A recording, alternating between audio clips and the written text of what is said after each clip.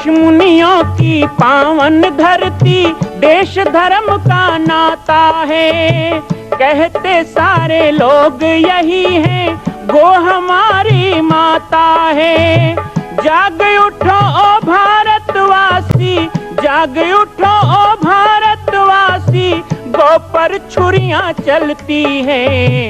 बंद करो गो माँ की हत्या, सारी जनता कहती है। बंद करो गो माँ की हत्या, सारी जनता कहती है।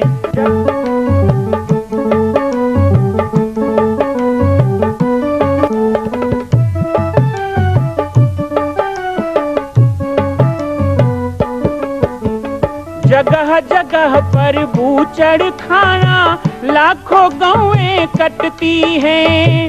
किसे सुनाए व्यथा हमारी, नैना नीर बहाती हैं।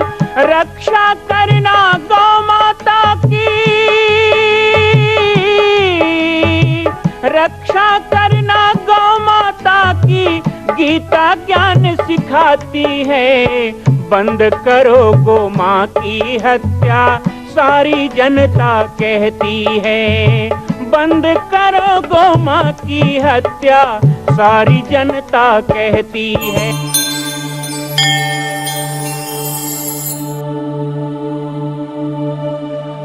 पाटेश्वर धाम में और श्री हनुमान नंदीशाला गौ अभयारण्य में हमारे छत्तीसगढ़ के एक ऐसे यशस्वी परंपरा के वाहक और हमारे सनातन धर्म को और संपूर्ण मानव धर्म को लेके पूरे भारत में सामाजिक, धार्मिक, राजनीतिक हर क्षेत्र में अग्रणी भूमिका निभाते हैं।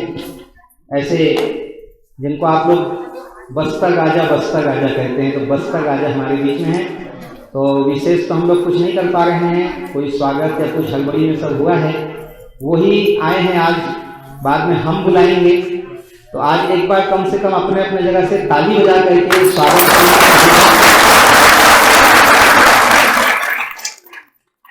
और साथ ही हमारे अजय जी आए हुए हैं, आर्ट ऑफ लिविंग से। और मैं बहुत धन्यवाद दूंगा अजय जी को कि उनका बड़ा मेहनत रहा, लगे रहे। राजा साहब से उन्होंने निवेदन किया कि आप पाटेश्वर धाम चलेंगे, स्वयं चाहते थे महाराज जी भी यहाँ आना, तो आज वो संयोग बना और हम पे बड़ा अनुग्रह किए। पूज्य गुरुदेव भगवान से मिले, पाटेश्वर धाम में आपने भोजन प्रसादी ग्रहण करके हमको कृतार्थ किया, गौशाला में पधारे। हमारे क्षेत्र के सभी गांव के यहाँ पे बंधु आए हुए हैं, 5-6 पंचायत के। तो एक कोई जो गांव का नाम बता दें, वैसे मैं ही बोल दूँगा, बहुत जानते हैं सब। तो हमारे ग्राम पंचायत बड़े जुंगरा, भाटापाड़ा, रुकुटला, लोहारपुरा हमारे खुला है। हमारे पंचायत के सरपंच, उप सरपंच सब आए हैं। और यही बीच में हमारे अरमागोंदी के सरपंच आए हैं, पवन कुमार सलामी जी, और कल साथ पूरा हमारे मंडली आए हैं अरमागोंदी से। कोड़े कस्सा के सरपंच हमारे डॉक्टर पुरुषोत्तम साहू जी बैठे हैं, उनके साथ पूरा मंडली आए हैं। अब बताओ आप, झीकटला से मदन आए हैं, साथ में हुआ है। और कौन गाँव है? वीरेंद्र नगर। हाँ, वीरेंद्र नगर। तो आप कवर्धा जिला से भी आए हैं, चलिए बहुत अच्छी बात है। और पीपल खाड़ से आए हैं। हाँ ठीक है, घनश्याम जी आए पीपल खाड़, कोतवाल आए हैं। और कौन गाँव का है? केरी जोगिया से आए हैं। हाँ भोला में केरी जोगिया वाले भी आए हैं। और चिखली से आए हैं, बरगी से आए हैं। हाँ बरगी से आए हैं, ठीक है। तो और भी गाँव का नाम नहीं बता पाए, सब आए हैं, बढ़िया अच्छी बात है। और जल्दी जाना है। आज यहाँ से जाने के बाद महामहिम राज्यपाल महोदय जी से भी राजा साहब मिलेंगे, पाटेश्वर धाम देख के जा रहे हैं, वो सब बताएंगे, हमारी ओर से बोलेंगे। और हम भी निवेदन कर रहे हैं कि अब पाटेश्वर धाम को पट्टा प्रदान होना चाहिए, उसको सुरक्षित कर दिया जाए, ताकि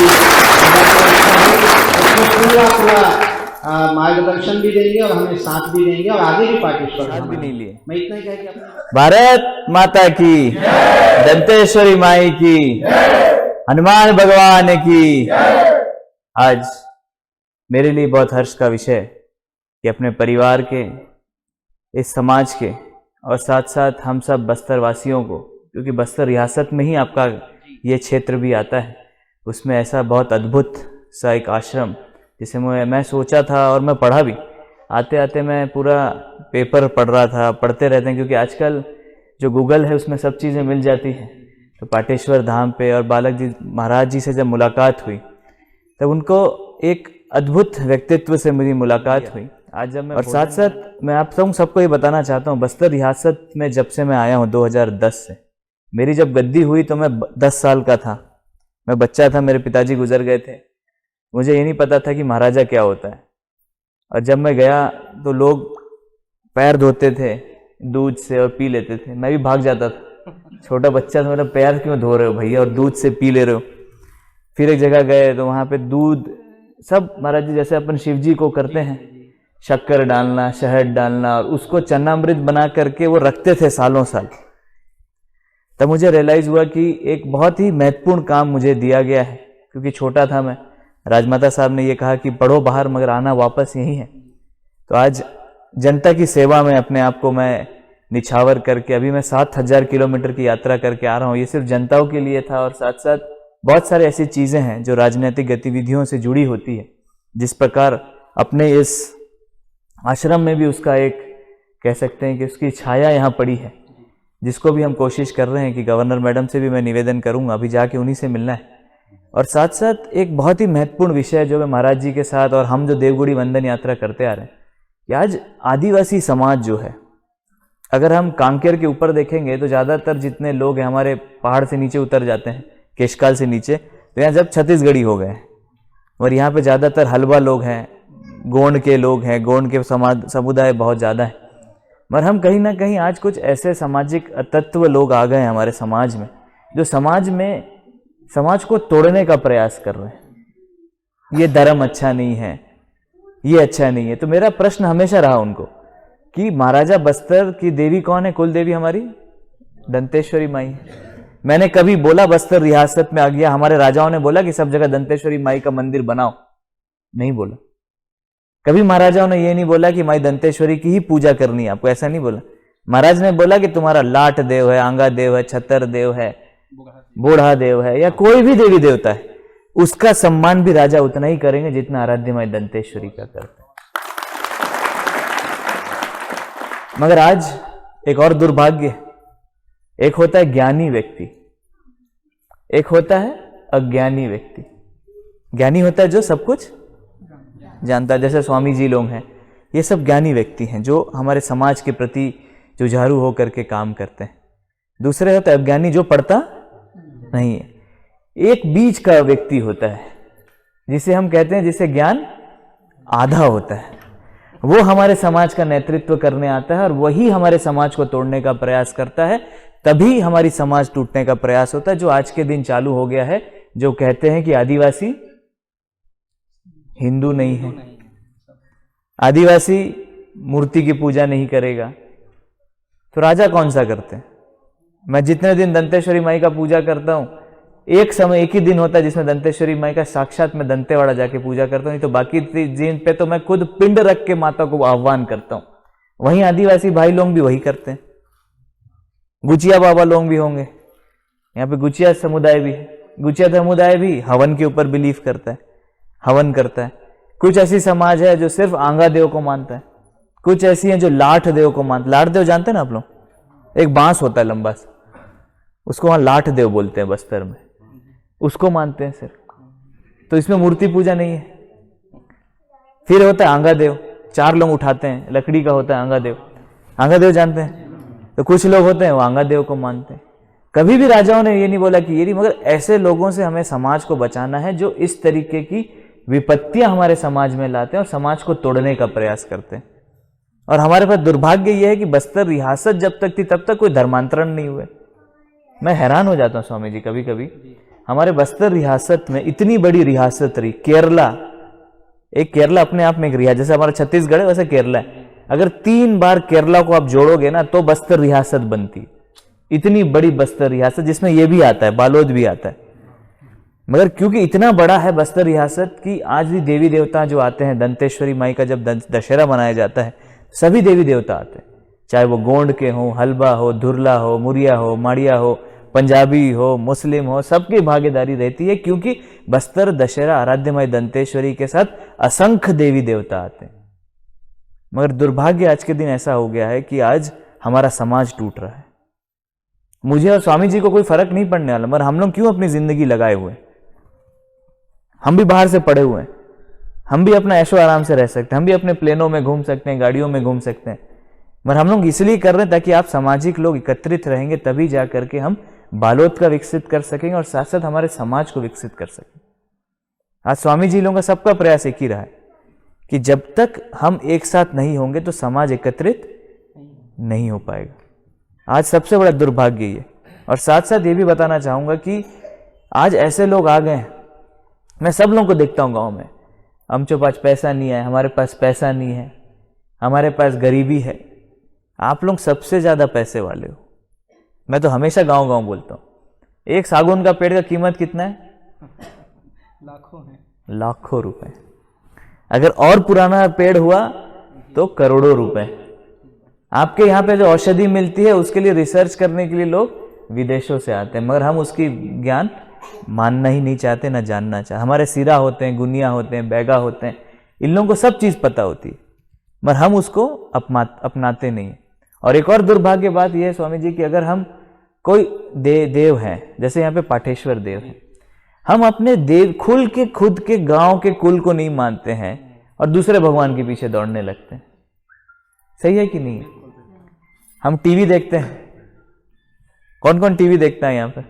सब देखते हैं। उसके लिए घर में ज्यादा विवाद होने लग गए हैं। पहले विवाद नहीं होता था, पहले भाई भाई एक साथ रहते थे तो समाज अच्छा चलता था, समाज में बड़े छोटे का आदर सम्मान बना रहता था। मगर आज दुर्भाग्यपूर्ण यह हो गया है कि भाई भाई में लड़ाई होने के कारण सम्मान हमारा भी जा रहा है, परिवार का, और साथ साथ समाज भी टूटते जा रहा है। ऐसी बहुत सारी चीजें, अगर मैं बोलना चाहूं तो दिन रात बोल सकता हूं सब विषयों के ऊपर, मगर आज हमें सबसे महत्वपूर्ण बात यह समझनी है कि धर्मांतरण से हमें बचना है। गरीबी एक कारण हो सकता है, मगर उसके लिए आप अगर मेहनत नहीं करो और फोकट में अगर आप कोई धर्म बदल लेते हो तो ये गलत है। कौन सा भगवान कहता है कि मैं श्रेष्ठ हूं? मैं तो नहीं सुना आज तक। कोई बोलता है स्वामी जी? हम लोग तो इतने सारे किताबें पढ़े, कहीं नहीं लिखा, सिर्फ एक चीज कहा गया है कि अपने कुल को मानो, अपने आराध्य माई गांव के जो देवी देवता थे उनको मानो, वही चमत्कार दिखाएंगे। क्योंकि जहां पे शक्ति होती है वहां शांति भी जरूरी है। होती है कि नहीं होती? आप इस धाम आते हो, शांति लगती ना, क्योंकि जहां शक्ति होगी वहां पे शांति होगी, और जहां पे शांति नहीं होगी वहां पे शक्ति नहीं होगी, और साथ साथ वहां लड़ाई झगड़े ज्यादा होंगे। इसलिए आप लोगों से यही निवेदन करना है, पुनः एक ही चीज निवेदन करना चाहता हूं, हमें धर्म पक्ष होना है और ऐसे लोगों से बचना है जो बोलते हैं कि आदिवासी हिंदू नहीं है। हिंदू होता क्या है? Hindu is not a religion, it's an umbrella, एक छतरी, जैसा एक वे है ना डोम, इस डोम के अंदर हम सब बैठे हैं। इसमें मैं क्षत्रिय हूं, कोई ब्राह्मण होंगे, कोई राउत होंगे, मगर हम कहां बैठे हैं? इस छतरी के अंदर। तो वो जो छतरी है बड़ी वाली, उसको हिंदू बोलते हैं। हिंदू का कोई रिलीजन नहीं होता। हिंदू एक विचारधारा कह सकते हैं, मगर विचारधारा भी नहीं कह सकते, मगर एक जीने की पद्धति है। कोई हवन करके जीता है। कौन सा हिंदू धर्म में बोला गया कि सुबह 5 बजे उठ के पूजा करना? कोई बोला क्या? हमारे कोई संत ने? मगर बाकी धर्मों में लिखा है कि इस दिन पूजा नहीं करोगे तो तुम्हें इस धर्म से निकाल दिया जाएगा, नरक पे जाओगे। ऐसे बहुत सारी चीजें बोली जाती, मगर हमारे धर्म में कभी कटुरता नहीं। हमारा धर्म इसलिए शांत है क्योंकि आदिवासी धर्म से ही बहुत सारी चीजें बढ़ते आज हम धर्म को मानने लग गए। राम भगवान हो, राम भगवान ने अगर सबसे ज्यादा समय कहीं बिताया तो हमारे बस्तर संभाग में बिताया, और इतने सारे लोगों को उन्होंने दिया। चाहे वो हमारा रामाराम मंदिर हो जाए, हमारे बस्तर में एक सुकमा जमींदार परिवार में है, वो जमींदार परिवार के अंदर ही वो मंदिर है, रामाराम मंदिर। ऐसी बहुत सारे अद्भुत जगहों पे शक्तियां नजर आई तभी। और आप मानेंगे नहीं, हैरान हो जाएंगे, सिहावा में आज भी कुछ ऐसी जगहें हैं जहां पे इच्छाधारी नाग नागिन रहती हैं। मुझे भी बताया गया है, हमने देखा नहीं है, मगर आज भी सिहावा नगरी, वो भी बस्तर रियासत में आती है। मगर ऐसी अद्भुत चीजें अगर कहीं हैं तो हमारे बस्तर में। मगर हम क्या कर रहे हैं? टीवी के माध्यम से दूसरे जगह खोज रहे हैं, दूसरे भगवानों के पीछे दौड़ रहे हैं। और हमें अपने कुल देवियों को पूजा करनी चाहिए, और साथ साथ ऐसे लोगों से बचना चाहिए जो हमारे समाज को तोड़ना चाहते हैं। और पुनः आप लोगों से एक ही चीज निवेदन करना चाहूंगा कि हमारे देवी देवताओं की पूजा करें, हमारे देवी देवताओं को संरक्षित करें, और उनकी जो पूजा पाठ की पद्धति है, स्वामी जी लोगों के आदेश से, स्वामी जी के निर्देशन से आप लोग उनकी पूजा पाठ करें, और साथ साथ ये भी कोशिश करें कि जो हमारी नव पीढ़ी है, जिसे हम बोलते हैं युवा पीढ़ी जो है, युवा लड़के लड़कियां, उनको भी हमें सम्मिलित करने की जरूरत है। मैं जब भी देखता हूं कि बुजुर्ग आ जाते हैं जो 85-45 के ऊपर रहते हैं, उन लोग ज्यादातर सुनते हैं, मगर उनके जो अगर यंग पीढ़ी सामने आएगी तभी जा करके हम आगे अपना इतिहास को ले जा सकेंगे। क्योंकि आज मॉडर्नाइजेशन हो गया, मैं भी जीन्स टी शर्ट पहन सकता हूं, और हमने कुर्ता पजामा इसलिए पहनना चालू किया क्योंकि ये पद्धति कहाँ की है, हमारे देश की पद्धति। मगर हम मॉडर्न होने लग गए, और जिसको हम मॉडर्न भी नहीं कहेंगे, मैं तो कहूँगा वेस्टर्नाइज होने लग गए। मॉडर्न तो हमारा देश जिंदगी भर से रहा है, और हमारे आदिवासी जितने मॉडर्न है उतना कोई जगह है ही नहीं। हमारे अगर आप बस्तर आ जाएंगे, हमारा कुछ क्षेत्र है नारायणपुर के अंदर, जहाँ पे आज भी महिला और पुरुष कपड़े नहीं पहनते, आज का समय की भी बात कर रहा हूँ, तो मॉडर्न है कि नहीं? छोटे छोटे कपड़े पहनते, वो हमारे बस्तर में पहनते ही, पूरे बस्तर संभाग में पहनते। हम मॉडर्न थे, हैं, रहेंगे, मगर हम वेस्टर्नाइज होते जा रहे हैं। इसलिए सबसे बड़ा समस्या आ रही, क्योंकि हम अपना पद नहीं देख पा रहे, जिसको हम कहते हैं हमारा मार्ग हम नहीं चुन पा रहे, इसलिए बहुत ज़्यादा दिक्कतें आ रही है। इसलिए मैं आप लोगों से पुनः एक ही चीज़ का निवेदन करने आया हूँ कि हमें ये धर्म परिवर्तन करने वाले बदमाशों को, अपने क्षेत्र को भगाना है उनको यहाँ से, और साथ साथ अपने क्षेत्र को भी बचाना है इससे, और साथ साथ ऐसे लोगों से भी बचना है जो आधा ज्ञान या मध्य ज्ञान बोल सकते हैं, जो ऐसे ज्ञान के व्यक्ति हैं जिनको पता ही नहीं है कि आखिरी में शक्ति क्या होती है, एक ही होती है। आप चाहे जहां भी खोजे, आराध्य माई दंतेश्वरी का आशीर्वाद मेरे परिवार के साथ इतना रहा है कि हमारे दादाजी को गोली मार दी गई थी। उस समय के कांग्रेस सरकार हुआ करती थी, हमारे दादाजी को गोली मार दी गई थी। राजमहल के अंदर हजारों आदिवासियों को गोली मार दी गई थी, क्योंकि हमारे परिवार ने आदिवासियों के लिए लड़ाई करने के लिए संकल्प ले लिया था। हजारों आदिवासियों का गोलीकांड हुआ 26 मार्च 1966 को। क्यों मार दिया गया? क्योंकि वो आदिवासियों की आवाज उठाते थे। हम लोग आदिवासी थे नहीं, मगर हम लोग आदिवासी पालक थे। आज भी हम सेवक हैं आदिवासियों, आज भी राजगद्दी में हम बैठे, हम भी सेवा करते हैं आदिवासियों की, उनकी आवाजें उठाते हैं। मगर सबसे महत्वपूर्ण बात है कि जो लोगों ने वहां पे शहादत दी अपनी बस्तर रियासत में, उन्होंने क्यों दी? ताकि हम आदिवासी को बचा सकें, आदिवासी के समुदाय को बचा सकें। हम मॉडर्न ना रहे, हम अपने देवी देवताओं को, अपने पहनावा को बढ़ावा दें, तभी जा करके हमारा समाज बच पाएगा, तभी जा करके हम बस्तर को बचा पाएंगे, तभी जा करके हमारे बच्चों को हम आगे चल के नेतृत्व दे पाएंगे। नहीं तो हम नेतृत्वहीन हो जाएंगे और हम ना आदिवासी रह पाएंगे, ना कुछ हो पाएंगे, ना प्रगति हो पाएगी, ना हम प्रोग्रेस में बढ़ पाएंगे आगे। यही मेरा निवेदन था। पुनः मैं स्वामी जी को धन्यवाद देता हूँ, आपके पूरे कार्यकर्ताओं को धन्यवाद देता हूँ। हमारे भारतीय जनता पार्टी के बहुत सारे कार्यकर्ता हैं, स्वामी जी के बहुत सारे ऐसे भी लोग होंगे जो समस्त अलग अलग पार्टियों में भी होंगे। आप लोगों ने यहाँ पे आकर के जो मुझे, और गौशाला के जो सेवाएं चल रही हैं, इसमें जो भी हमारे तरफ से प्रयास होगा, और साथ साथ जो एक प्रयास हमारा है कि महामहिम जी से अभी मिलने जा ही रहा हूँ मैं, उनसे भी हम निवेदन करेंगे कि जल्द से जल्द ऐसे कुछ व्यवस्था निकालें कि हमें इस क्षेत्र को कम से कम पट्टा दे करके हमारे स्वामी जी को इस बड़े राजनीतिक जो एक गतिविधियों से बचा करके रखें। ये निवेदन मैं भी करने वाला हूँ, और मैंने लिखित पे भी रख लिया है, ताकि हम ऐसा कुछ प्रोसेस करवाएं महामहिम जी से कि इसको एक संरक्षित करके एक ट्रस्ट, स्वामी जी का तो ट्रस्ट हो गई, उस ट्रस्ट के हवाले करके, ताकि हम आदिवासी समुदाय को और साथ साथ जितने लोग इस संस्था से जुड़े हुए हैं उनको आशीर्वाद स्वामी जी का मिलते रहे, और पूज्य स्वामी जी जो हमारे पूर्व में जो स्वामी जी रहे उनका भी आशीर्वाद मिलते रहे। इतना ही कह के अपने शब्दों को विराम देता हूँ। जय मां दंतेश्वरी। जी, मैं ये बोल रहा हूँ कि आप लोगों को मैं न्योता दे रहा हूँ, राजा न्योता सिर्फ भगवान को देते हैं। क्या बात है, क्या बात है। ये आपको पता नहीं होगा, ये आपको बताना बहुत जरूरी है कि राजा सिर्फ और सिर्फ देवी देवताओं को ही न्योता देता है, जिसे हम बोलते हैं बेल न्योता। बस्तर रियासत में बोला जाता है बेल न्योता।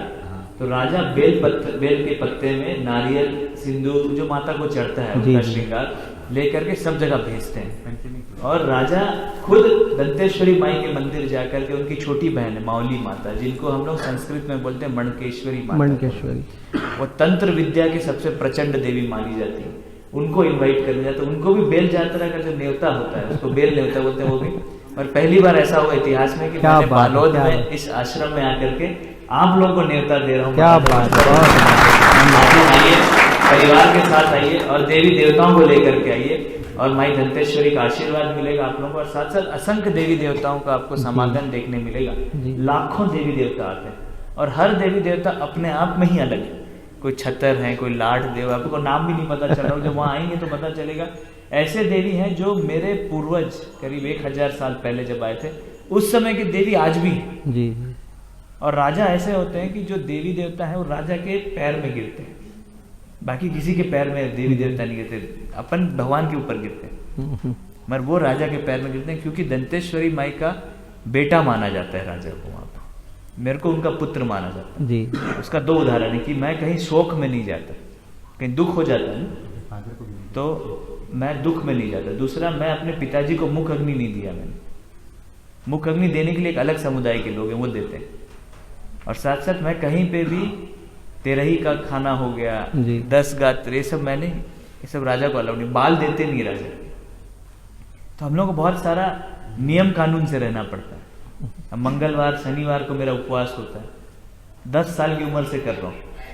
तो बहुत सारी जिम्मेदारी है जो एक राजा होने के नाते, बस्तर राजा होने के नाते, बाकी राजाओं को नहीं पता, मगर बस्तर का महाराजा होने के नाते हम लोग को ये पूरा दायित्व निभाना पड़ता है।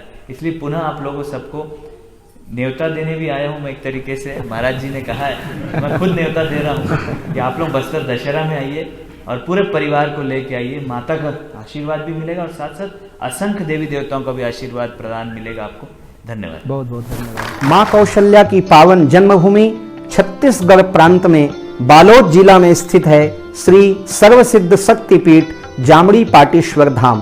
परम पूज्य सद्गुरुदेव राजयोगी बाबा जी की तपस्थली श्री पाटेश्वर धाम और विश्व के अद्वितीय मां कौशल्या जन्मभूमि मंदिर निर्माण का दर्शन करने और इसी प्रकार समसामयिक विषयों पर अपना ज्ञान वर्धन करने के लिए और 10,000 गायों के लिए बनने वाले श्री हनुमान नंदीशाला गो अभ्यारण्य का समाचार प्राप्त करने के लिए आप सभी देखते रहें YouTube चैनल पर राम बालक दास, और हमारे चैनल को आप सभी सब्सक्राइब करें, घंटी का बटन दबाएं ताकि आप सूचनाओं से जुड़े रह सकें। जय श्री राम, जय गौ माता, जय गोपाल।